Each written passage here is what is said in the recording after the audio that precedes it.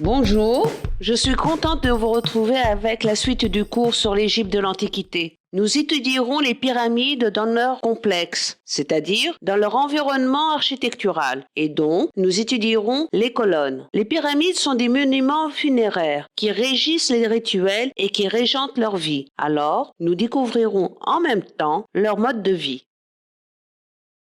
À travers deux notions importantes qui sont la phénoménologie et la scénographie de l'espace. Bien, afin de faciliter la compréhension du cours, sur une civilisation d'un autre temps, les fiches bleues nous aident à mieux appréhender les différentes notions et les fiches blanches sont des illustrations, parfois animées, afin de mieux faire voyager notre imaginaire. Ainsi, nous verrons en détail la connotation, la dénotation, la scénographie, la topographie et, comme nous sommes toujours en Égypte, la cosmogonie. Comme cet exposé est long et dense, je vous laisse le plan du cours que vous trouverez sur Google Classroom. Au mieux, vous aurez la timeline pour vous repérer dans cette vidéo. Je vous laisse apprécier les mots-clés que nous emploierons.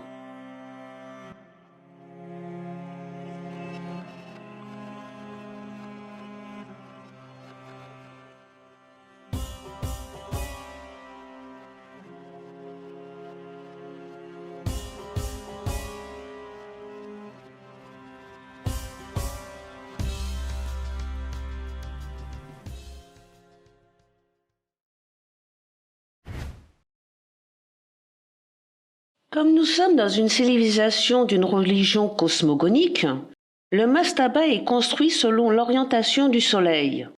L'entrée du mastaba par laquelle les citadins viennent prier le mort est orientée vers l'est, par où le soleil se lève. Les entités de l'être du mort sortent par le puits et entrent par l'entrée sculptée au mur, qui est à l'ouest, par où le soleil se couche. Le lieu de recueillement à l'est s'appelle le serdab, dans lequel une sculpture à l'échelle humaine représente le mort. Ce lieu de recueillement est considéré comme une chapelle. Le puits est le conduit par lequel passe l'entité de l'être du mort, qui, à l'époque, est ouvert. Dans le caveau se trouve le mobilier et le sarcophage, dans lequel repose le mort momifié. Les premiers mastabas sont juxtaposés côte à côte, à en former le village des morts, appelé nécropole.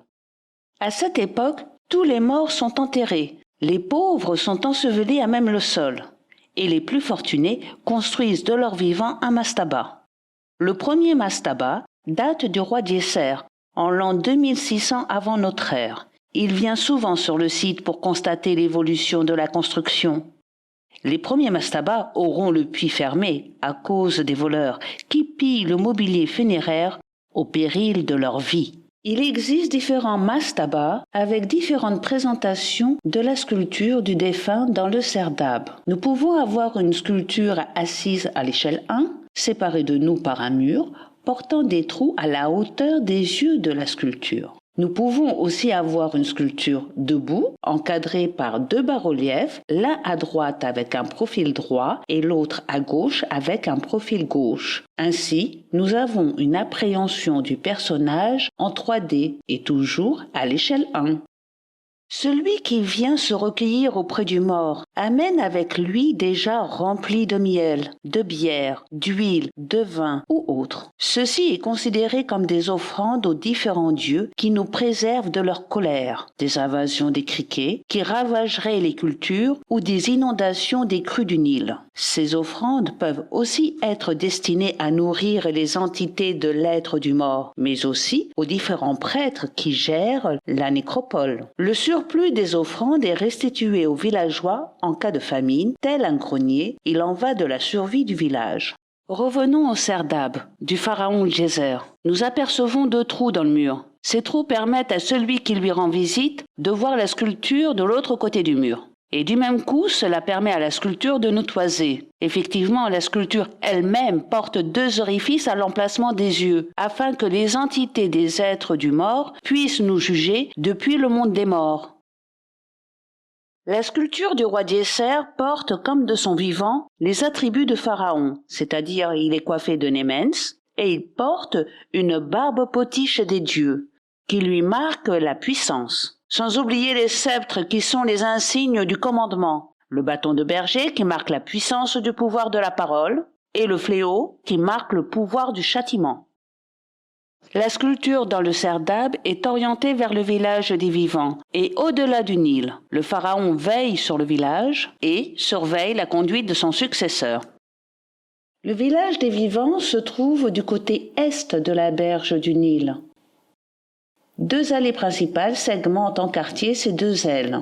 L'aile est du village est habitée par les plus riches et dont les maisons étaient plus spacieuses que la maison des moins fortunés, qui sont bâties sur l'aile ouest du village.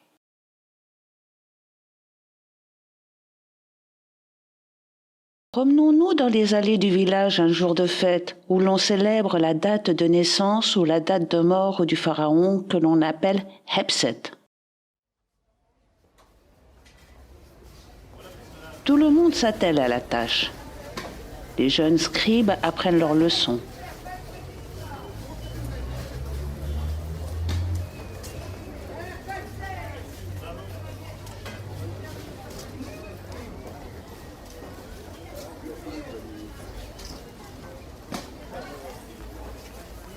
Les artisans fabriquent des poteries, des jarres pour les offrandes en ce jour de fête.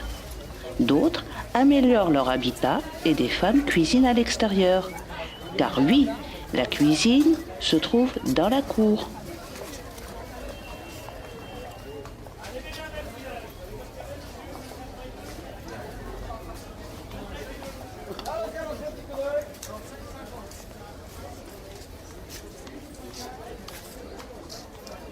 Bien, revenons à notre cours.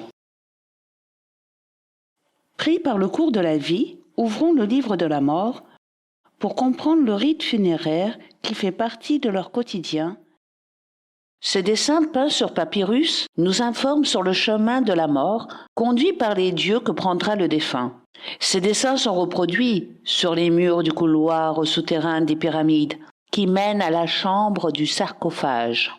Le sens de lecture du dessin se lit de gauche à droite, autant que la fresque conduit nos pas en lisant l'image. Donc, nous commençons par être menés par Anubis, dieu des morts, qui emmène le défunt devant Maat, déesse de la justice, qui est assise au-dessus de la balance. La balance a 2 bras, sur un plateau le cœur du mort et sur l'autre la plume d'autruche. Si le plateau ne penche ni à droite ni à gauche, le défunt rejoindra Nephthys, qui emmènerait l'invité aux portes des enfers de Seth. Si la plume est plus lourde que le cœur, le défunt sera dévoré corps et âme par Amout, la grande dévoreuse. Les Égyptiens anciens ont si peur qu'ils n'osent même pas énoncer son nom. Si le cœur est plus léger que la plume, le défunt sera conduit à Osiris par Isis qui lui promet la vie dans le monde des morts. La grande dévoreuse, à tête de crocodile, au torse de lion et d'un arrière-train d'hippopotame, veille au verdict, noté par Thoth, dieu de l'écriture et de la connaissance.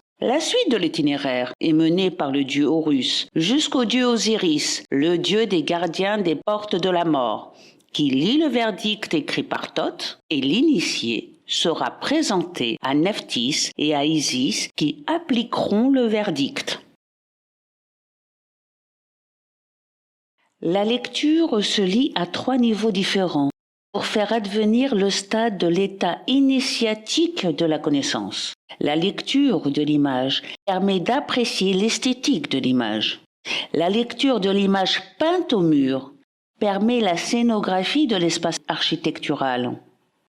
C'est-à-dire qu'en marchant dans le couloir en direction de la salle du sarcophage, on prend conscience de la connaissance par le transfert immédiat comme si nous étions dans l'image. La lecture de l'image psychosomatique, dirais-je, permet la compréhension de la connaissance de la mort avant qu'elle nous advienne. La fresque, en son lieu, permet d'être de tout notre être dans la connaissance. Pour comprendre les histoires qui se tissent entre les dieux, vous pouvez consulter la vidéo sur la mythologie égyptienne. Le lien se trouve dans la description.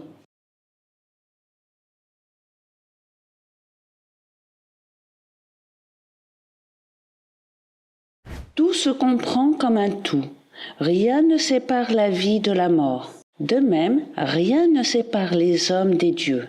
Les rituels en sont l'incarnation de cet état d'esprit, que l'on pourrait qualifier d'idéologie, puisqu'elle structure la vie religieuse, la vie politique et la vie sociale, sans aucune institution que la mythologie. Elle structure la vie du village, qui offre une compréhension du monde et en fait une représentation.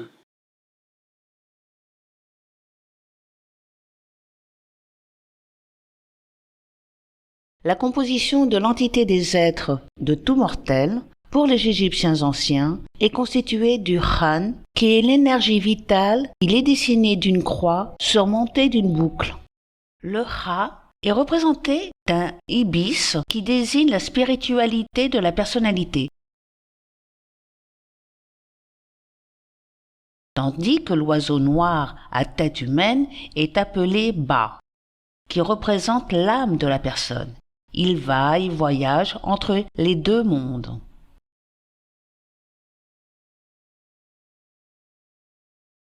Alors que le Ka se nourrit d'offrandes telles la nourriture terrestre, mais aussi des propos rapportés de la personne, tel un souvenir, une réputation. Le Ka est représenté par 2 bras levés au ciel.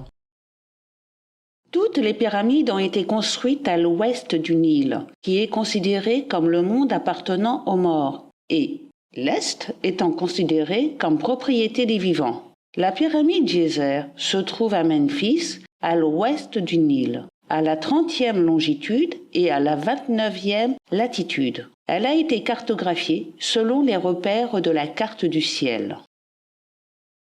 Les Égyptiens se servent des étoiles pour faire des mesures afin d'aligner parfaitement leurs pyramides et leurs temples sur les 4 points cardinaux de la Terre.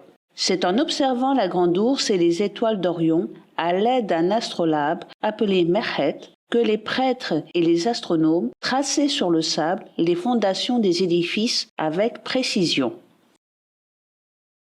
En fait, un Merhet permettait de déterminer le nord, et un second Merhet permettait de calculer la distance entre les autres étoiles et l'étoile du nord.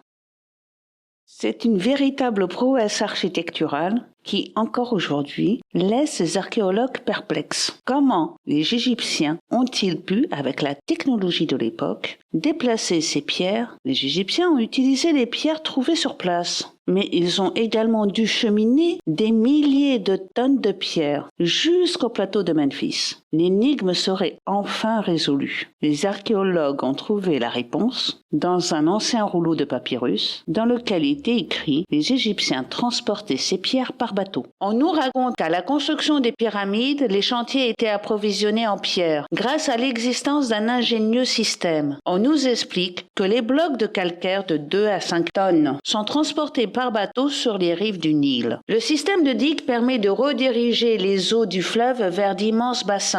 Ces bassins se situent à quelques centaines de mètres du chantier de construction qui leur servait de port et permettait la livraison des pierres sur le terrain.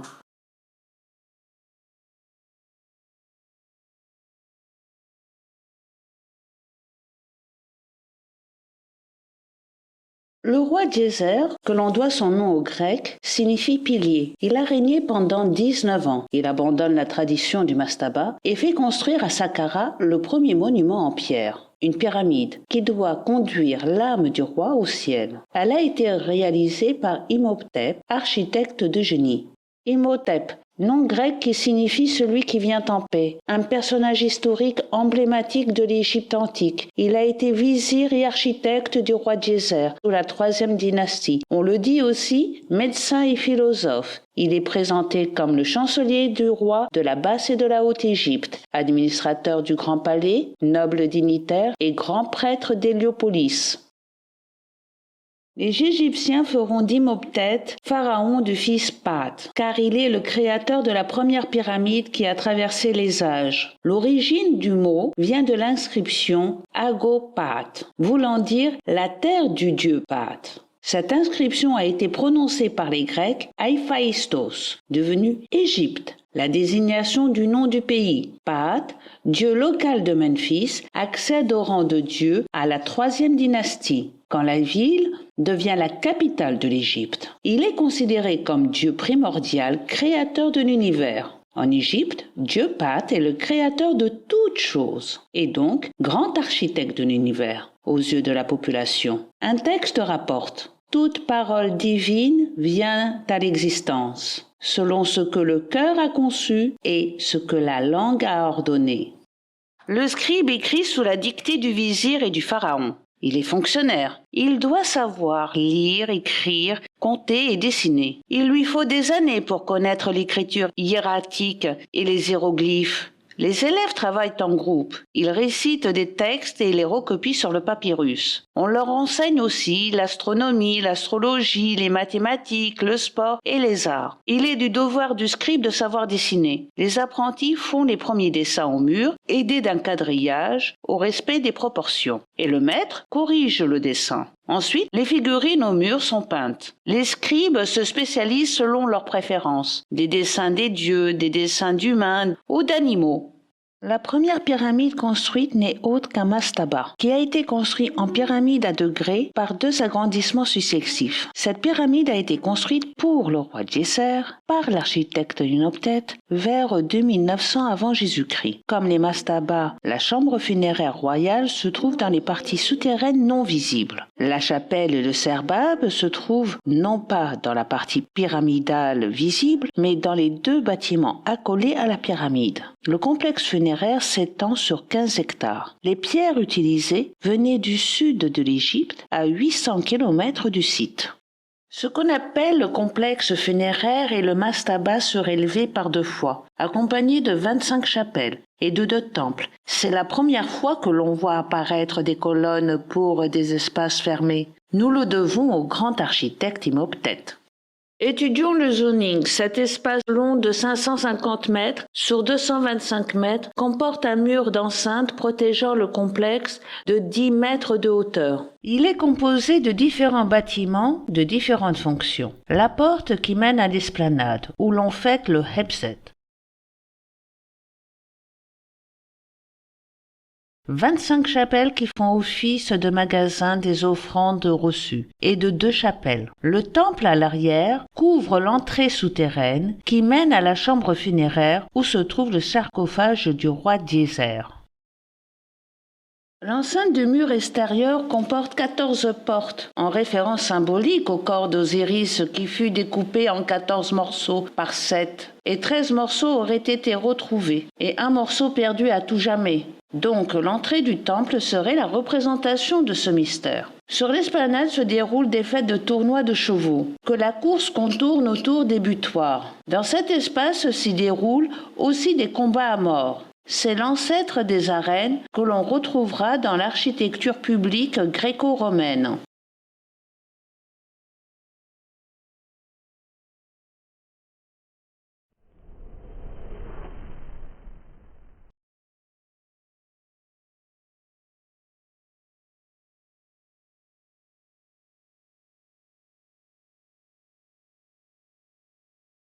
De prime abord, le mastaba mesurait 63 mètres de base, puis après son agrandissement, il mesure 121 mètres sur 109 mètres pour 62 mètres de hauteur.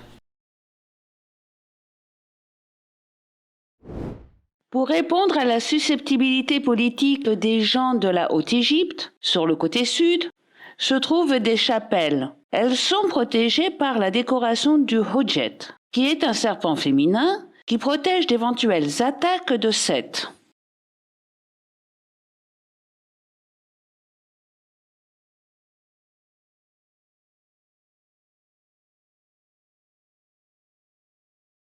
Sous la pyramide, la chambre funéraire est entourée d'un réseau de galeries dont les parois sont décorées de faïence bleue. Les galeries possèdent de nombreuses chambres afin d'égarer d'éventuels pilleurs. Sous le temple du Sud, il existe des galeries pareilles au souterrain principal, mais plus petits, avec une chambre funéraire aussi, afin que l'âme du roi puisse choisir son lit de repos, tout en respectant les accords diplomatiques de la Haute et de la Basse Égypte. Les salles et les couloirs que compose le labyrinthe imitent l'architecture et le mobilier du palais du roi, afin que le Ka, le Ba, le Han, le Ha du roi se sente bien dans son habitat. Si nous regardons de près, nous avons deux portes, une porte réelle qui ouvre sur la chambre du sarcophage et une porte en bas-relief sculptée. C'est le pharaon Djéser, sous les traits du premier pharaon Narmer. La porte en bas-relief permet au Ka et au Han et au Ha de s'y réfugier. Au-dessus de celle-ci se trouve une petite ouverture. C'est pour que le bas du mort puisse y entrer. Dans l'Égypte antique, la faïence est connue sous le nom de Tejnet, qui signifie brillant. Ses propriétés réfléchissantes et son rayonnement symbolisent la vie et la réincarnation et l'immortalité. Les faïences bleues évoquent en trompe-l'œil les murs de vannerie. 36 000 pièces tapissent les chambres souterraines de la pyramide du roi Djéser. La faïence est constituée d'une céramique émaillée faite avec du quartz broyé ou du sable. La cuisson du matériau dans un four produit une surface semblable à du verre avec une couleur bleu-verte. La teinte obtenue varie selon la température de fonte et surtout selon les impuretés, qui affectent les matériaux utilisés lors de la préparation. Dans l'espace du complexe, il existe des sous-espaces réservés aux vivants et des sous-espaces réservés aux morts. Les murs des espaces des morts est décorés à l'exactitude de la décoration extérieure et intérieure du palais. Les murs des espaces des vivants sont décorés de chapelles. Et la courbure est la marque de la durée céleste et la stabilité protégée par le durée. Appelée voûte céleste au sens propre, car quand les scribes et les ouvriers travaillaient tard sur le chantier, ils y dormaient, et allongés, ils apercevaient le ciel. La voûte céleste, du sens figuré, a gardé son sens propre, et donc le plafond du souterrain est peint en voûte céleste. Depuis, la déesse Nout est symbolisée en tant que voûte céleste dans les souterrains de la pyramide. Nout est représentée comme une immense femme à la peau bleue, couverte d'étoiles, recourbée sur le monde. Elle accueille les morts dans l'au-delà. Les morts sont figurés sur son corps sous forme d'étoiles. Ces étoiles parcourent le corps de Nout durant la nuit.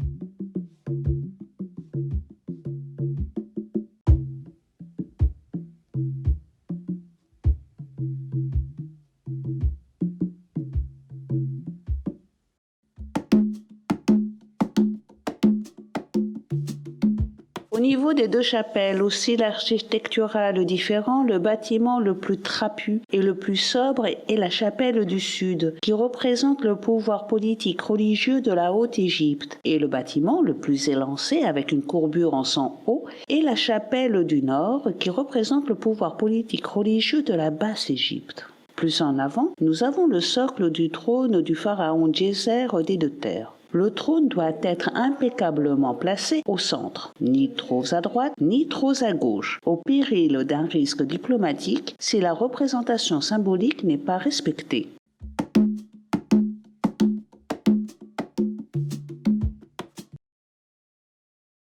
La colonne est plus épaisse à sa base qu'à sa tête. Cela permet d'exagérer la perspective en allongeant le fût par un effet d'illusion optique.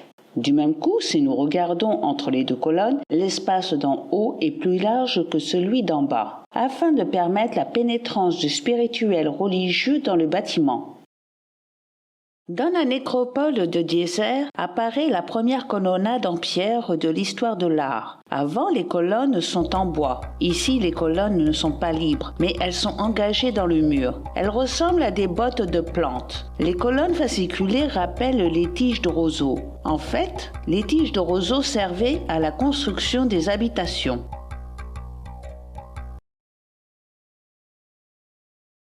La colonne enclavée dans le mur est construite de tambours posés les uns sur les autres. La colonne étant légèrement curvitée, elle est appelée galbée.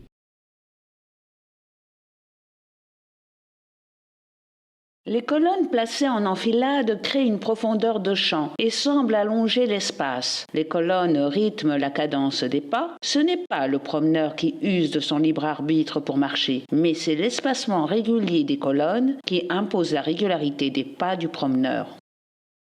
En fait, il existe deux types de colonnes. Celles qui sont structurelles, elles structurent l'espace, la charge du plafond est répartie, et celles qui sont structurantes, elles font partie du bâti, elles sont solidaires au plafond, elles ne peuvent pas être ôtées sans que le plafond s'effondre. Dans la culture grecque, la colonne est dorique, où les cannelures sont calculées en proportion à son rayon. Plus le diamètre de la colonne est important, plus la cannelure est large et profonde. Plus le diamètre de la colonne est petit, plus la cannelure l'est aussi. Les cannelures servent d'accroche au soleil, ce qui permet des clairs-obscurs du volume. Les colonnes égyptiennes sont plus imitatives et les colonnes grecques sont plus rationnelles par le rapport avec les mathématiques. La colonne égyptienne influencera la colonne grecque dans ces trois ordres, la colonne ionique, la colonne dorique et la colonne corinthienne. Entre chaque colonne, une statue à l'échelle 1 du pharaon Djéser est postée, remplie des entités des êtres. Elle veille à la procession funéraire guidée par le prêtre, en sachant que l'unité de mesure prise est l'unité du pas du pharaon, et donc en cela nous incarnons sa marche. Nous sommes dans la perception phénoménologique du pharaon. Le chemin axial qui mène au sanctuaire en passant par la lumière de la cour, à la lumière tamisée de la salle, pour terminer dans le sanctuaire non éclairé, reproduit le passage du jour à la nuit. L'obscurité chez les Égyptiens anciens n'est pas à comprendre comme ténèbres, mais comme lieu de confort et de réconfort. Le creux de la montagne où les Égyptiens enterrent les corps de leurs anciens, dans les hypogées, pour être réfugiés dans le ventre de la terre. La nuit est la connotation du recueillement au sein de la terre-mère.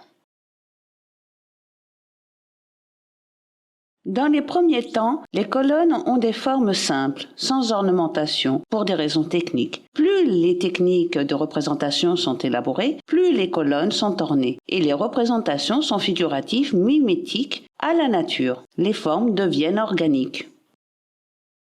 Chaque décoration de chapiteau a son correspondant de fût et de base. Donc, nous retrouvons des colonnes palmiformes, des colonnes papyriformes et des colonnes protodoriques, qui se trouvent sur le complexe funéraire de Saqqara. Plus tard, le chapiteau aura un fût et une base qui ne le correspondent pas. Cela marquera la décadence des codes picturaux, architecturaux et politiques. Les colonnes des intérieurs sont peintes avec des tons vigoureux. Un enduit léger recouvre la pierre et sur cet enduit, le vert, le jaune franc, le bleu ornent les murs, les plafonds et les colonnes. Les couleurs sont toujours appliquées en aplat. La couleur argent a pour connotation les os des dieux. La chair est représentée par la couleur or, la chevelure la couleur lapis-lazuli et la peau d'Osiris est verte à l'image de la putréfaction cadavérique et de la renaissance végétale. Ou encore noir, couleur de la terre.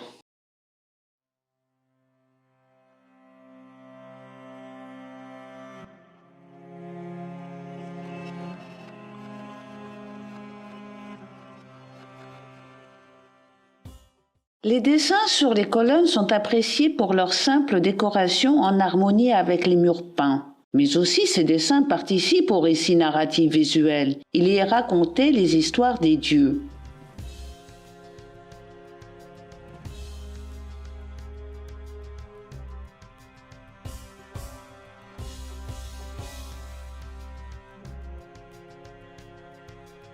Nous suivons le récit narratif visuel en parcourant l'espace. Et donc, c'est l'histoire peinte qui conduit les pas de la promenade. Elle est l'initiatrice de la scénographie de l'espace.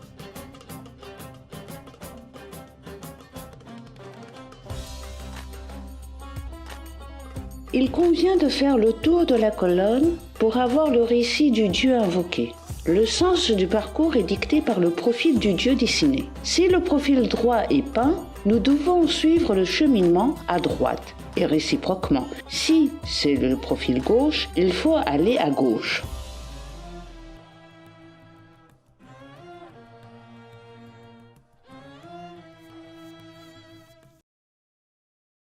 Si le chapiteau de la colonne est lotiforme, sa connotation renvoie à la Haute-Égypte, sous la protection de Seth. Et si le chapiteau de la colonne est papiforme, sa connotation renvoie à la Basse-Égypte, sous la protection d'Horus. Sur le site de Saqqara, nous retrouvons les deux ornementations des chapiteaux, par souci diplomatique politique, afin de maintenir l'union des deux terres, qui constituent l'identité iconographique de l'Égypte.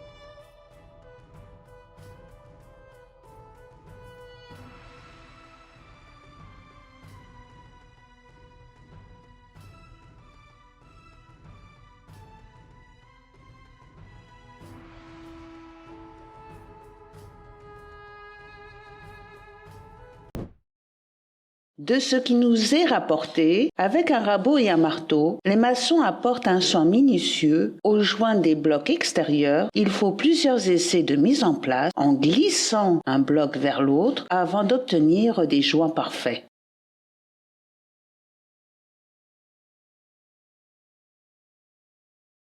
Lors d'une énième bataille entre Seth et Horus, Seth arrache l'œil gauche d'Horus et le coupe en 6 morceaux et le jette dans le Nil. À l'aide d'un filet, Thoth récupère les morceaux, mais il en manque un. Thoth le rajoute et le rend à Horus son intégrité vitale. En effet, le 1/6 manquant est le liant magique, ajouté par Thoth pour permettre à l'œil de fonctionner. Il est également le symbole de la perfection, qui ne peut être atteinte que par les dieux et que l'homme peut seulement s'en approcher. Le métrage n'existe pas encore. L'unité de mesure considérée par les Égyptiens de l'Antiquité depuis Inoptète est reportée au segment du corps, dont le référent est le pharaon arrivé à l'âge adulte. Pubère, il doit vaincre un taureau dont la queue est accrochée au pagne, tel un trophée statuant le stade adulte. Il est à remarquer que l'architecture est considérée comme ergonomique, car la mesure de l'architecture est rapportée aux mesures du corps. Seulement est admis la mesure du corps du pharaon, et donc le pharaon devient l'immanence de l'architecture, par la référence d'une unité de mesure. L'unité de mesure architecturale de l'Égypte antique est l'unité de mesure du corps. Donc, l'architecture doit être comprise par le corps et à travers le corps, à l'instar de la phénoménologie de Merleau-Ponty, qui considère l'espace architectural comme un espace existentiel ou vécu en tant qu'unité de mesure appartenant à la notion d'espace. Ainsi, nous pouvons comprendre, en prenant le cas d'un enfant mesurant 1,24 m, il fera 2 fois plus de pas qu'un adulte de 1,80 m. Donc, la perception de l'espace pour l'enfant sera 2 fois plus grand que celui de l'adulte.